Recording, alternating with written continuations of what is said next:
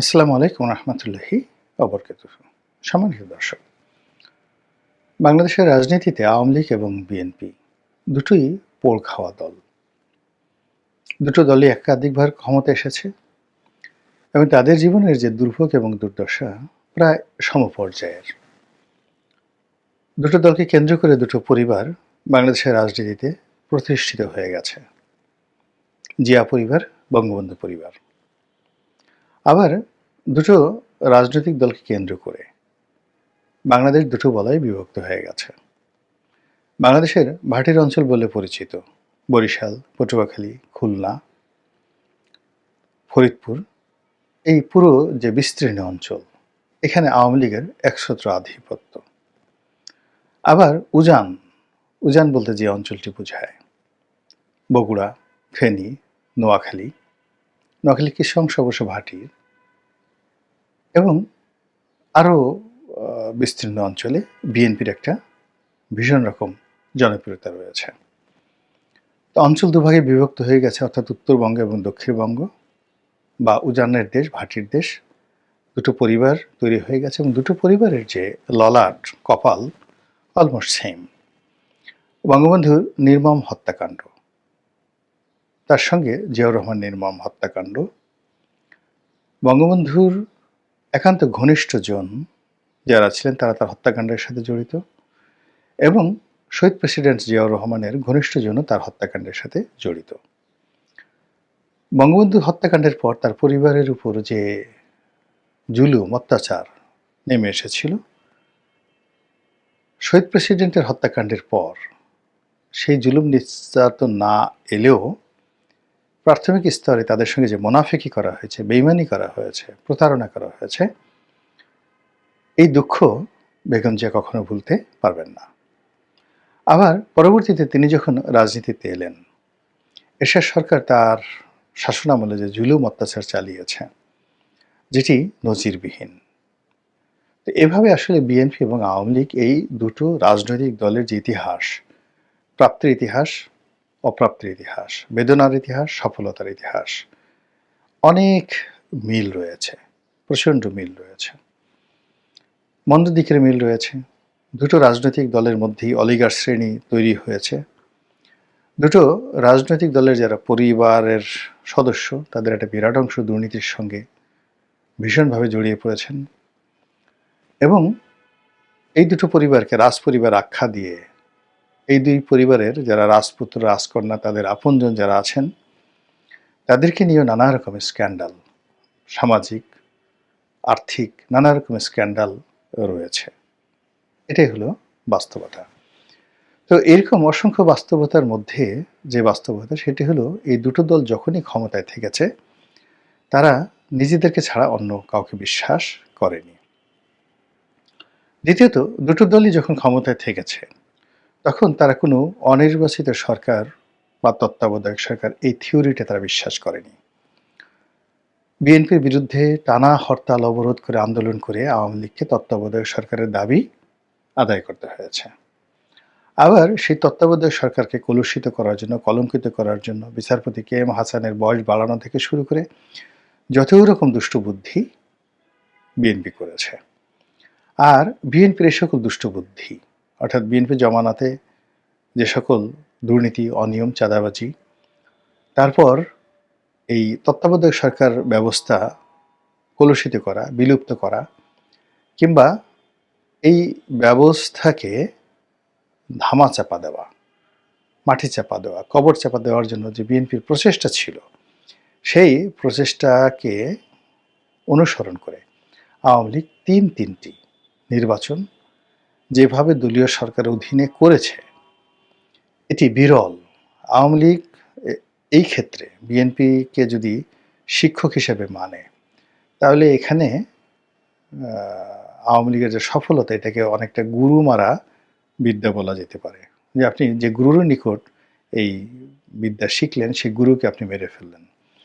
এখন এক হাও ভবনের মাধ্যমে কয় টাকা দুর্নীতি হয়েছে, আওয়ামী লীগ এখন পর্যন্ত কিন্তু বলতে পারছে না যে এত টাকা দুর্নীতি হয়েছে, কিন্তু তারা তাদের লোকজনের মাধ্যমে এই হাও ভবনের রোল মডেল অনুসরণ করতে গিয়ে বাংলাদেশ থেকে নাকি 16 লক্ষ কোটি টাকা বা 15 লক্ষ কোটি টাকা শুধু পাচার করে ফেলেছে।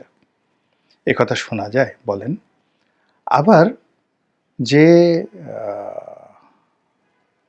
বিএনপি তত্ত্বাবধায়ক সরকারের বিরোধিতা করেছে, আবার তত্ত্বাবধায়ক সরকার মেনে নিতে বাধ্য হয়েছে, আবার সেই তত্ত্বাবধায়ক সরকারের মধ্যে নিজেদের লোক ঢুকানোর জন্য চেষ্টা করেছে। তো সেটাকে একেবারে রীতিমতো কবরে পাঠিয়ে দিয়ে, শ্মশানে পাঠিয়ে দিয়ে বাংলাদেশে যে একটা বিনা ভোটে নির্বাচন হতে পারে, আমির নির্বাচন হতে পারে, তারপর রাতের ভোটে নির্বাচন হতে পারে, এটা 2014, 18, 24 না এলে আমরা বুঝতে পারতাম না। তো এত যে ত্রুটি, এত যে ব্যর্থতা এবং একে অপরের মন্দ কাজের যে সীমাহীন অনুসরণ, তারপরেও রূঢ় বাস্তবতা হলো যে বাংলাদেশের শতকরা 70 জন মানুষ এই দুটো দলের কর্মী, সমর্থক বা ভোটার। এই দুইটি দল ছাড়া রাজনীতি সম্ভব নয়। এই দুটো দল ছাড়া বাংলাদেশে কোনো কিছু সম্ভব নয়। এবং এই দুটো দলের যে বলয়, সেই বলয়ের ভিত্তিতে পুরো বাংলাদেশের সামাজিক কাঠামো, আর্থিক কাঠামো, ব্যুরোক্রেসি সব কিছু দুই ভাগে বিভক্ত হয়ে আছে। জামাত বা অন্যান্য ছোট ছোট যে রাজনৈতিক দল, জাতীয় পার্টি, তারা মূলত অক্সিলারি শক্তি হিসেবে মানানসই। মানে তারা আওয়ামী লীগের সঙ্গে যেতে যায় বা বিএনপির সঙ্গে যেতে যায়, সেক্ষেত্রে তাদের শক্তিমাত্রা টের পাওয়া যায়। কিন্তু ইন্ডিভিজুয়ালি জামাত বা বিএনপির বা আওয়ামী লীগের বা জাতীয় পার্টির এই রসায়নটা কেমন হয়, এটা এই সময় আমরা বুঝতে পারছি। উইদাউট আওয়ামী লীগ, জাতীয় পার্টি নাথিং। এখন জাতীয় পার্টি কিছুই না। আবার উইদাউট বিএনপি জামাত খুব চেষ্টা করছে নিজেদের সার্ভাইভ করার জন্য, নিজেদের আইডেন্টিটি তুলে ধরার জন্য, কিন্তু তারা যে একেবারেই কিছুই না, এই জিনিসটি এখন সময়ের ব্যাপার প্রমাণ করার। তো যেটা আজকের এই শিরোনামে বলছিলাম সেটা হলো যে শেখ হাসিনা সবসময় একটা অনির্বাচিত সরকারকে ভয় পেতেন এবং বলতেন যে সমস্ত তত্ত্বাবধায়ক সরকার যা আছে এদের মধ্যে কোনো নীতি নৈতিকতা নাই, এরা আরেকটা 1/11-এর মতো ঘটনা ঘটিয়ে নিজেরা ক্ষমতা আসতে চায়, ক্ষমতা পরিচালনা করতে চায়, এই জন্যই এত সব তারা কর্মকাণ্ড চালাচ্ছে। এবং তাই তিনি বেশ কিছু এনজিওকে, ডক্টর মোহাম্মদ ইউনূসকে, আন্তর্জাতিক সংস্থাকে, বিদেশি রাষ্ট্রদূতকে টার্গেট করে করে বলেছেন যে তারা দেশের গণতান্ত্রিক বিধি ব্যবস্থা নষ্ট করার জন্য এই কাজ করছে। তো যেহেতু শেখ হাসিনা তিনটি প্রশ্নবিদ্ধ নির্বাচন করেছেন, ফলে তার ওই কথাগুলো বাস্তব ছিল, কিন্তু তিনি সেই কথাগুলো বিশ্বাস করতে পারেননি। আবার এখন ডক্টর মোহাম্মদ ইউনূসের কবলে পড়ে বিএনপি হাড়ে হাড়ে বুঝছে যে শেখ হাসিনা যে কথাগুলো বলেছেন সেটা কত বাস্তব, এবং তারা অতীতে যে কর্মকাণ্ডগুলো করেছেন তত্ত্বাবধায়ক সরকার না আনার জন্য, তাদের দলের মাধ্যমে নির্বাচন করার জন্য, সেটা যে কত সঠিক ছিল সেটা এখন বিএনপি বুঝতে পারছে। অথচ জুলাইয়ের আগস্টের আগে যে কোনো মূল্যে, দরকার হলে 10 বছর ক্ষমতায় থাকবো না, কিন্তু শেখ হাসিনা যাক, অন্য একটা পক্ষ আসুক, এরকম একটা চিন্তা চেতনা বিএনপির মধ্যে যেটা ছিল, সেটা এখন এই 2025 সনের এই সময়টিতে এসে পুরো এই দলটির জন্য বুমেরাং হয়ে গেছে। কেন? এর কারণ হলো এদেশের একেবারে অন্ধ খোড়া যে ভিক্ষা করে, সেও বুঝতে পারছে যে বর্তমান সরকার, মানে অন্তর্বর্তীকালীন সরকার, যত সহজে ক্ষমতা এসেছেন তত সহজে ক্ষমতা ছাড়বেন না। যেভাবে ইলেকশন দেওয়ার কথা হচ্ছে, ইলেকশনের সময় চাওয়া হচ্ছে, ওভাবে যে ইলেকশন হবে না, এটি এখন বাংলাদেশের সাধারণ মানুষ বুঝে গেছে। 3 নম্বর হলো যে ডক্টর মোহাম্মদ ইউনূস, তাকে মানুষ যেভাবে দেবতা মনে করেছিলেন, নির্লোভ মনে করেছিলেন এবং তার হাতে বাংলাদেশ নিরাপদ, এখন সেই জায়গাটাতে মনে হচ্ছে যে না, তিনি ক্ষমতায় থাকতে চান, ক্ষমতা পরিচালনা করতে চান, অথবা তিনি ক্ষমতা পরিচালনা করতে পারেন না, তিনি অযোগ্য, হোয়াট এভার মেবি। তাকে নিয়ে যে একটা পরস্পর বিরোধী ধোঁয়া তৈরি হয়েছে, এই ধোঁয়ার ফলে পুরো রাজনৈতিক অঙ্গনে আগামী দিনে একটা নতুন মেরুকরণ তৈরি হতে যাচ্ছে এবং আমরা আরও 2-4 বছর ঘোর অমানিসার মধ্যে হয়তো আমাদেরকে কাটাতে হবে বা আমরা কাটাবো। এটা কোনো ভবিষ্যৎবাণী নয়, অবস্থা দৃষ্টে এরকমই মনে হয়। এবং একটা রাজনৈতিক পরিবর্তনের জন্য আমাদেরকে হয়তো ৫ বছরের অধিক সময় অপেক্ষা করা লাগতে পারে।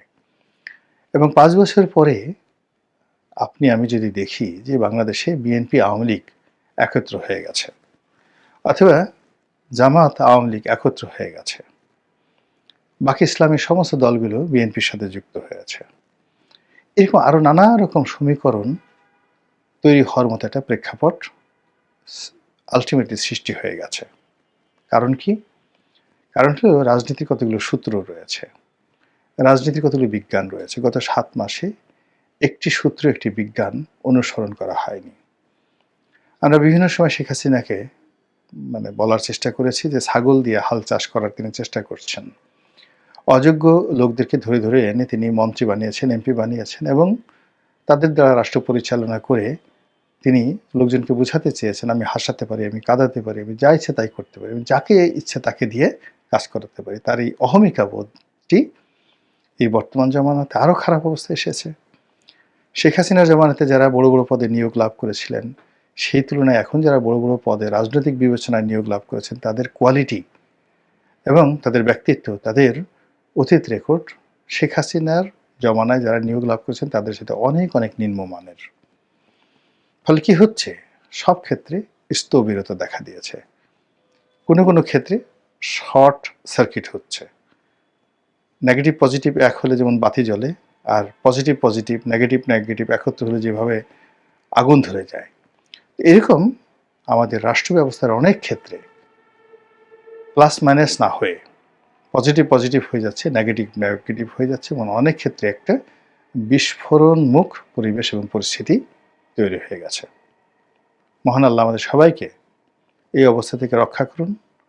দেশে একটি শৃঙ্খলা ফিরে আসুক, রাজনীতি ফিরে আসুক, রাজনৈতিক দলগুলো আবার সেই আগের মতো মুখরিত হয়ে উঠুক, তাদের অফিসগুলো, তাদের কর্মীরা আবার রাজপথ তারা কাঁপাক এবং রাজনীতির যে রিদম আছে সেই রিদম এই বাংলায় আবার ফিরে আসুক।